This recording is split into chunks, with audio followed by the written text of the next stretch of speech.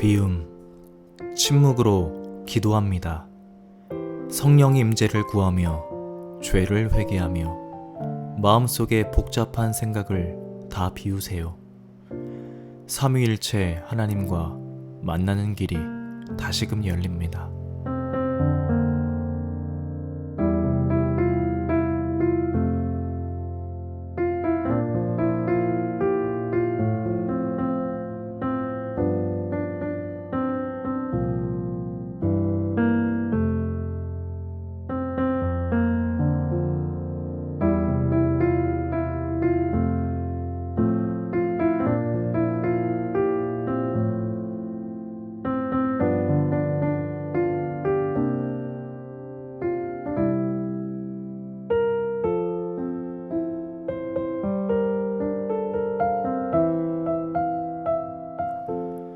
채움, 진리와 사랑의 영이신 말씀으로 가득히 채웁니다.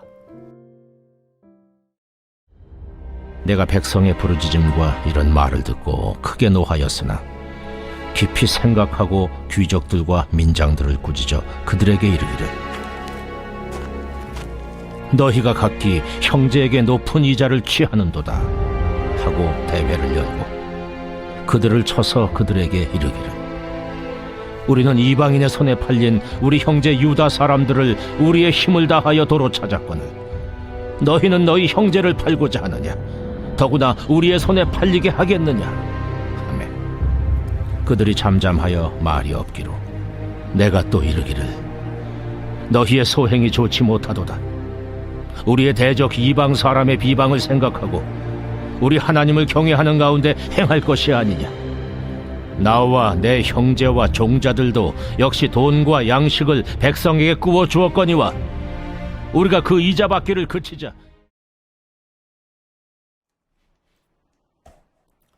포로에서 돌아온 이스라엘 백성은 성벽을 건축하는데 여러 가지 문제로 씨름하고 있었습니다. 첫 번째 문제는 우리가 잘 알고 있는 대적자들의 방해였습니다. 그들 때문에 이스라엘 백성은 신경이 곤두세워져 있었습니다. 그래서 성벽에 들어갈 자원들이 경비하는 곳과 싸우는 곳에 투입되었고 일하는 사람들마저 칼을 차고 일하게 되는 불편을 겪게 되었습니다. 이런 일은 외부에 있는 적들로 인한 어려움이었습니다. 그런데 5장에서부터 나오는 이스라엘 백성들의 어려움은 이전과의 성격이 조금은 다른 문제였습니다. 그 문제는 외부로부터 오는 문제가 아닌 바로 내부로부터 오는 문제였습니다. 이 공격은 외적인 피해를 입히는 육체적인 공격과 싸움과 방해가 아닌 그들의 삶의 깊숙한 곳, 즉 내면을 파괴시키는 공격이었습니다. 이런 문제들이 어떤 것이었는지 어제 임 목사님의 말씀을 통하여 자세히 살펴보았습니다. 오늘 본문은 그런 문제에 대한 느헤미야의 반응을 그리고 있습니다. 느헤미야는 다름 아닌 귀족들과 민장들이 같은 동포인 형제에게 높은 이자를 취하는 것에 대해 분노했습니다. 여기서 말하는 귀족과 민장들은 권력을 가지거나 또는 높은 부를 가지고 있는 특권층을 의미합니다. 즉, 이스라엘 백성들은 이 특권층의 과도한 요구를 받고 있고 그로 인해 심적 그리고 물적인 아픔을 당하고 있다는 것입니다. 그래서 백성들의 부르짖음이 날로 커져가고 있었습니다. 이에 느헤미야는 그들의 착취를 보고 가만히 있을 수 없었습니다. 6절을 세번역 성경으로 보면 그가 어떻게 반응했는지 생생히 알 수 있습니다. 읽어보겠습니다. 그들의 울부짖음과 탄식을 듣고 보니 나 또한 치밀어 오르는 분노를 참을 수가 없다. 느헤미야는 분노가 치밀어 올라 참을 수 없었습니다. 그래도 그는 화를 꾹꾹 눌러 깊이 생각한 다음 귀족과 민장들에게 꾸짖어 말합니다. 느헤미야의 이런 모습은 조금은 낯선 모습입니다. 왜냐하면 지금껏 어떤 어려움과 핍박 속에서도 그는 이성을 잃지 않았기 때문입니다. 우리는 지금껏 느헤미야 1장부터 시작하여 살펴보면서 느헤미야에게 어떤 일이 일어났는지 꼼꼼히 살펴보았습니다. 그런데 살펴본 결과 어떤 상황 속에서도 화를 내거나 분노하지 않았던 느헤미야의 모습을 볼 수 있었습니다. 오히려 분노한 것은 대적자들의 모습이었습니다. 그런데 오늘 본문의 모습에서 그는 화를 참을 수 없을 만큼 분노했습니다. 그리고 자신들의 민족들을 향해 꾸짖어 말했습니다. 느헤미야가 이렇게 분노하는 낯선 모습을 보면서 성경에서 딱 한 가지의 사건이 생각났습니다. 바로 예수님께서 성전에 처음 들어가신 날 장사꾼들로 인해 강도의 소굴로 된 성전의 모습을 보고 분노하셨던 모습이었습니다.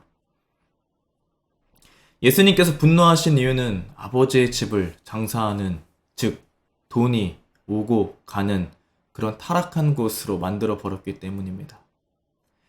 본래 제사를 위해 필요한 재물은 거래할 수 있는 그런 곳이 정해져 있었습니다. 그런데 몇몇 기득권을 가진 상인들은 성전 안쪽으로 들어가 장사했습니다. 왜냐하면 그곳에는 더 비싸게, 그리고 더 그것들을 편리하게 특권층이 물건들을 살 수 있었기 때문입니다. 지금 느헤미야가 화를 내는 이유도 이와 비슷합니다. 높은 세, 즉 높은 이익을 챙기려 하는 귀족과 민장들의 모습 때문이었습니다. 느헤미야 시대에도 돈, 신약 시대에도 이 돈, 성경은 이 돈에 대해서 굉장히 예민하고 민감하게 반응하는 것을 알 수 있습니다. 결국 돈이라는 것은 백성들의 삶과 아주 밀접한 관련이 있다는 것입니다. 과연 귀족들과 민장들은 어쩌다 같은 동포들을 상대로 높은 이익을 취하는 이렇게 타락한 사람들이 되었을까요? 그리고 왜 신약시대의 유대인들은 성전을 장사하는 강도의 소굴로 만들게 된 것일까요? 이 두 가지 공통된 사건의 원인 또한 한 가지로 귀결되는 것을 알 수 있습니다. 그들이 그렇게 된 이유는 바로 하나님을 두려워하지 않았기 때문입니다. 말씀을 보겠습니다. 9절입니다. 내가 또 이르기를 너희의 소행이 좋지 못하도다. 우리의 대적 이방 사람의 비방을 생각하고 우리 하나님을 경외하는 가운데 행할 것이 아니냐. 아멘. 느헤미야는 지금 그들에게 의문문으로 말하고 있습니다. 이것은 그들이 지금 그렇게 하지 못하고 있다는 것을 말합니다. 이 구절을 쉽게 풀어서 이야기하면 이렇습니다. 지금 이방의 대적자들이 우리를 조롱하고 비방하고 있는 이런 상황 속에서 하나님을 두려워하지 않으면 어떻게 합니까? 입니다. 그렇습니다. 지금 그들은 하나님을 두려워하고 있지 않습니다. 하나님을 경외하고 있지 않습니다.